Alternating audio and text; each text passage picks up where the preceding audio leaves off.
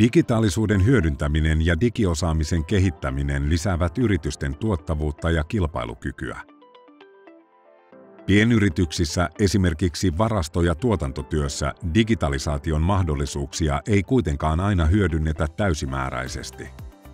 Monessa yrityksessä pohditaan, mitkä digitaaliset ratkaisut tukisivat parhaiten omaa toimintaa ja mistä kehittämistyön voisi aloittaa. Ratkaisujen tekemisen ja kehittämistyön käynnistämisen helpottamiseksi loimme osaamispakin. Osaamispakista löydät ohjeita, neuvoja ja välineitä kehittämistarpeiden tunnistamiseen, sopivien digivälineiden ja ratkaisujen löytämiseen sekä digiosaamisen kehittämiseen. Ota kaikki irti digitaalisuudesta ja sen tuomista hyödyistä. Tutustu osaamispakkiin ja hyödynnä sen materiaalit oman yrityksesi kehittämiseen osoitteessa osaavapienyritys.fi/digiosaaminen.